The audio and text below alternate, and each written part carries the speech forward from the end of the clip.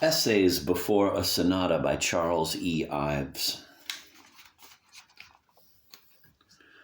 Quote, "These prefatory essays were written by the composer for those who can't stand his music, and the music for those who can't stand his essays. To those who can't stand either, the whole is respectfully dedicated," end of quote. The following pages were written primarily as a preface or reason for the writer's second pianoforte sonata, Concord, Mass., 1845, a group of 4 pieces called a sonata for want of a more exact name, as the form, perhaps substance, does not justify it. The music and prefaces were intended to be printed together, but as it was found that this would make a cumbersome volume, they are separate. The whole is an attempt to present one person's impression of the spirit of transcendentalism that is associated in the minds of many with Concord Mass of over a half-century ago. This is undertaken in impressionistic pictures of Emerson and Thoreau, a sketch of the Alcotts, and a scherzo supposed to reflect a lighter quality which is often found in the fantastic side of Hawthorne. The first and last movements do not aim to give any programs of the life or of any particular work of either Emerson or Thoreau, but rather composite pictures or impressions. They are, however, so general in outline that from some viewpoints they may be as far from accepted impressions, from true conceptions for that matter, as the valuation which they purport to be of the influence of the life, thought, and character of Emerson and Thoreau is inadequate. 1. Prologue. How far is anyone justified, be he an authority or a layman, in expressing or trying to express in terms of music and sounds, if you like, the value of anything, material, moral, intellectual, or spiritual, which is usually expressed in terms other than music?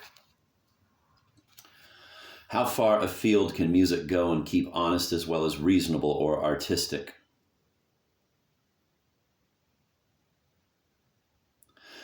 Is it a matter limited only by the composer's power of expressing what lies in his subjective or objective consciousness? Or is it limited by any limitations of the composer?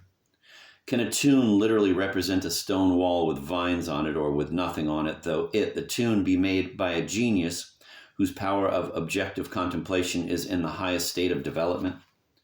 Can it be done by anything short of an act of mesmerism on the part of the composer or an act of kindness on the part of the listener?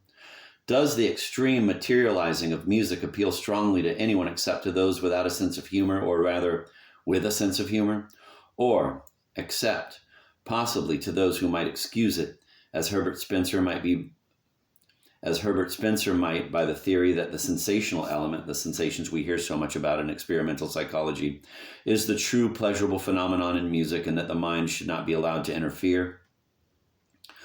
Does the success of program music depend more upon the program than upon the music? If it does, what is the use of the music? If it does not, what is the use of the program? Does not its appeal depend to a great extent on the listener's willingness to accept the theory that music is the language of the emotions and only that? Or inversely, does not this theory tend to limit music to programs?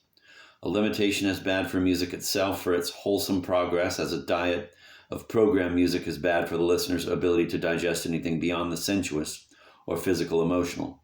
To a great extent, this depends on what is meant by emotion, or on the assumption that the word as used above refers more to the expression of, rather than to a meaning in a deeper sense, which may be a feeling influenced by some experience, perhaps of a spiritual nature, in the expression of which the intellect has some part. Quote, "The nearer we get to the mere expression of emotion," end of quote, says Professor Sturt in his Philosophy of Art and Personality, quote, "as in the antics of boys who have been promised a holiday, the further we get away from art," end of quote.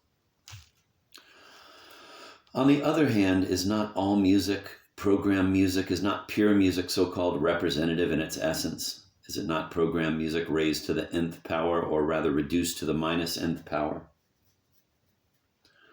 Where is the line to be drawn between the expression of subjective and objective emotion?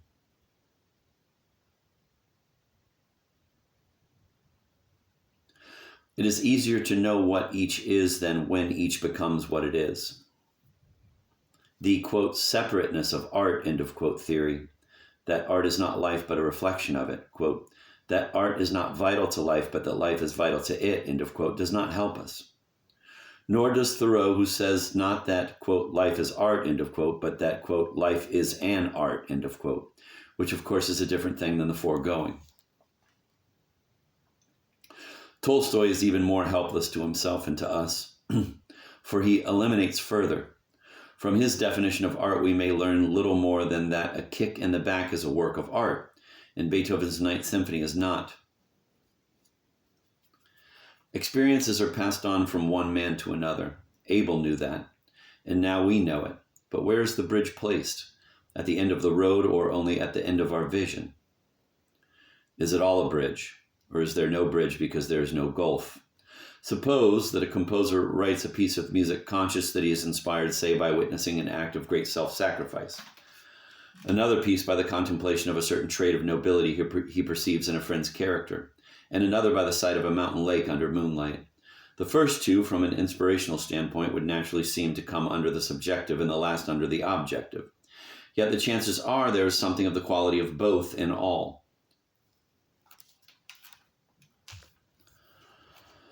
There may have been in the first instance physical action so intense or so dramatic in character that the remembrance of it aroused a great deal more objective emotion than the composer was conscious of while writing the music.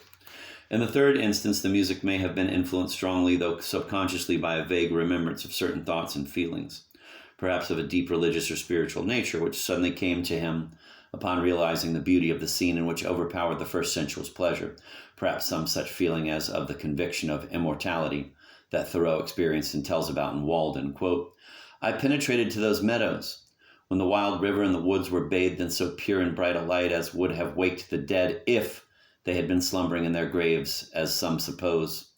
There needs no stronger proof of immortality, end of quote. Enthusiasm must permeate it, but what it is that inspires an art effort is not easily determined and much less classified.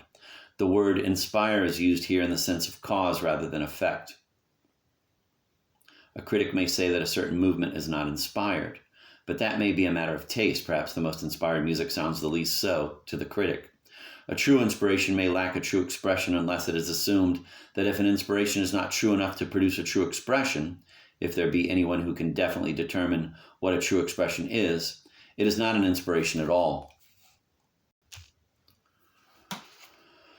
Again, suppose the same composer at another time writes a piece of equal merit to the other three as estimates go, but holds that he is not conscious of what inspired it, that he had nothing definite in mind, that he was not aware of any mental image or process, that naturally the actual work in creating something gave him a satisfying feeling of pleasure, perhaps of elation.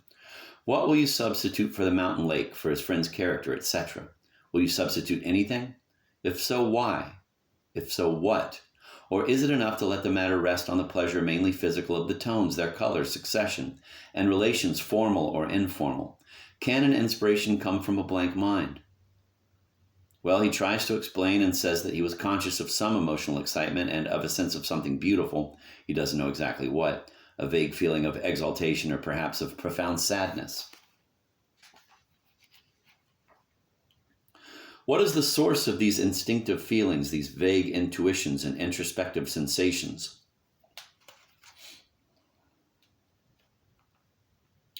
The more we try to analyze, the more vague they become. To pull them apart and classify them as subjective or objective or as this or as that means that they may be well classified, and that is about all.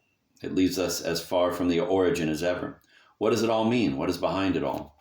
The, quote, voice of God, end of quote, says the artist, quote, the voice of the devil, end of quote, says the man in the front row. Are we, because we are human beings born with the power of innate perception of the beautiful and the abstract, so that an inspiration can arise through no external stimuli of sensation or experience, no association with the outward? Or was there present in the above instance some kind of subconscious, instantaneous composite image of all the mountain lakes this man had ever seen, blended as kind of overtones with the various traits of nobility of man, of his friends embodied in one personality?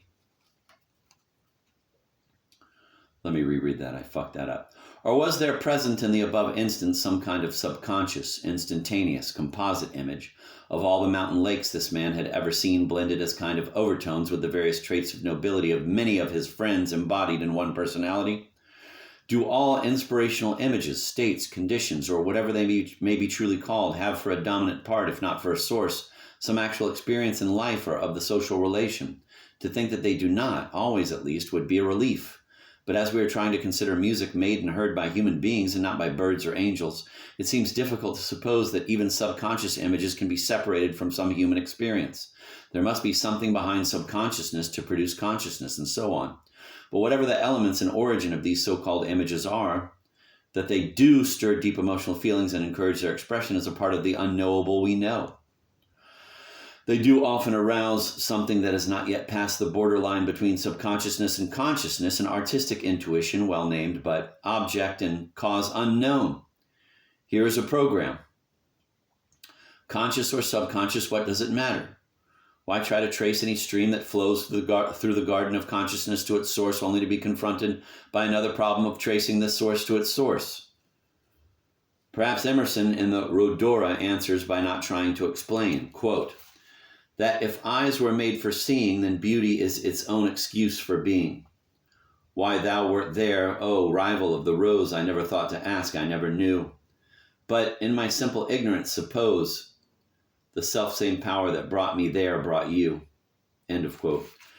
Perhaps Sturt answers by substitution, quote, we cannot explain the origin of an artistic intuition any more than the origin of any other primary function of our nature. But if, as I believe, civilization is mainly founded on those kinds of unselfish human interests which we call knowledge and morality, it is easily intelligible that we should have a parallel interest which we call art, closely akin and lending powerful support to the other two. It is intelligible, too, that moral goodness, intellectual power, high vitality, and strength should be approved by the intuition. End of quote.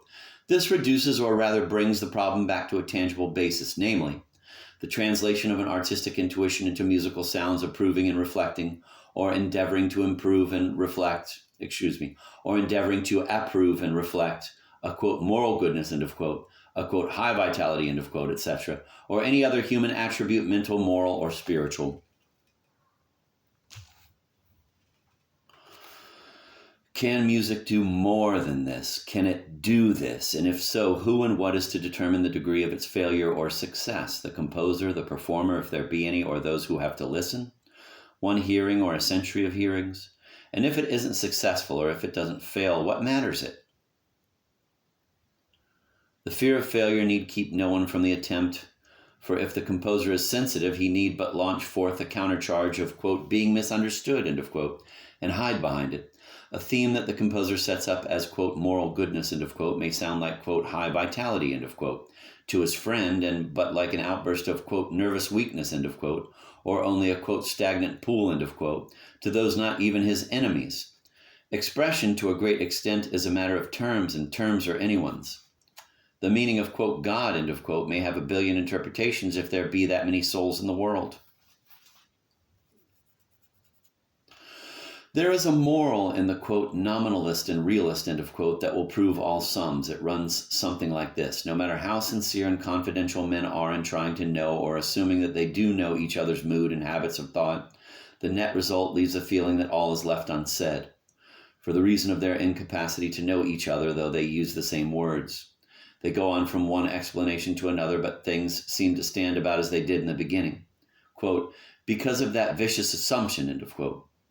But we would rather believe that music is beyond any analogy to word language and that the time is coming, but not in our lifetime, when it will develop possibilities unconceivable now, a language so transcendent that its heights and depths will be common to all mankind.